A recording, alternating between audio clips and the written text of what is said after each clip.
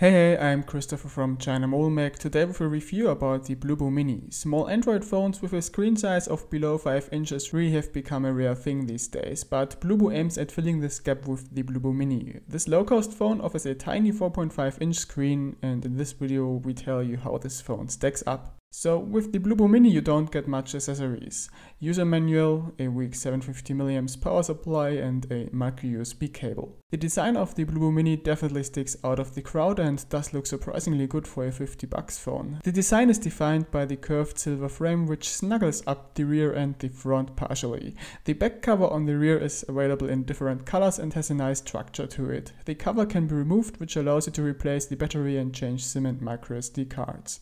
The screen sticks out of the phone a bit and is embedded inside a separate black frame.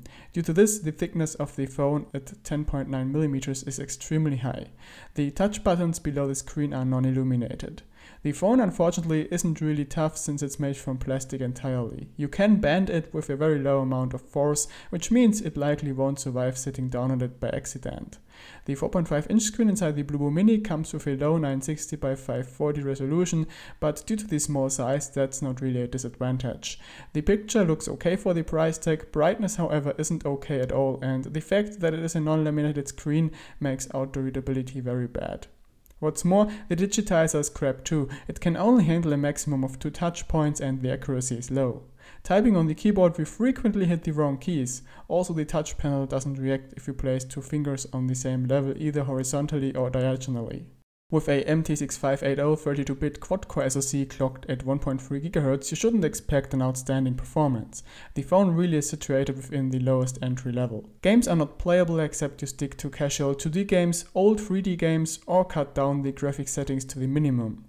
The memory and RAM are awfully slow, which causes slow loading times and stutters from time to time.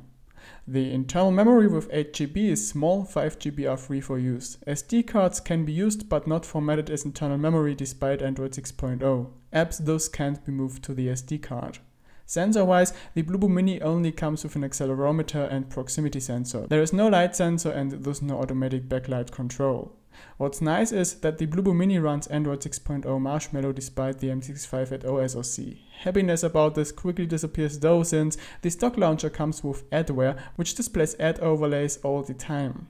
This launcher cannot be disabled, and if you replace it with another launcher, you are asked which one you want to use on every home press, despite the new launcher being set as the standard. This is extremely annoying.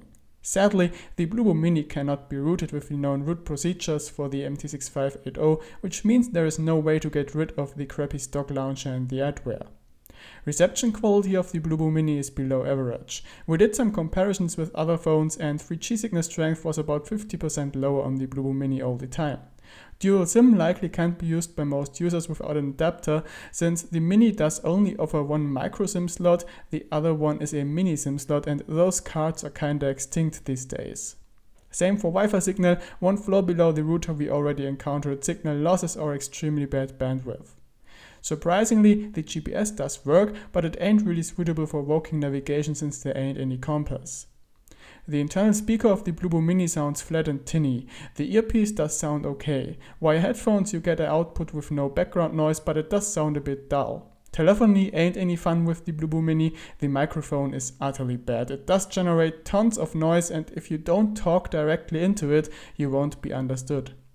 The main camera of the Bluboo Mini does 5 MP shots, the front camera 2 MP. The main camera does create okay snapshots, but as you likely expected, isn't good for real photography. Anyways, at the price tag of $50 the camera really is okay. The front camera however is not. Pictures don't have any detail and thus look awful.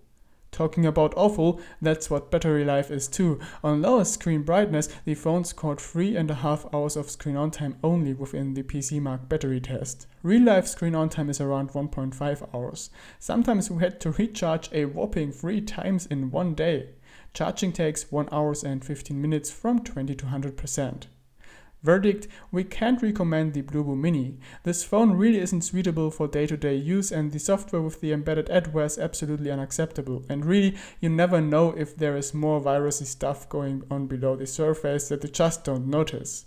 And really that's sad, since we are sure that Bluboo would have been able to make some people happy if the Mini would be anything good. So that's all from our side. If there are any questions left, please drop a comment. More information and the link to the shop can be found in the video description.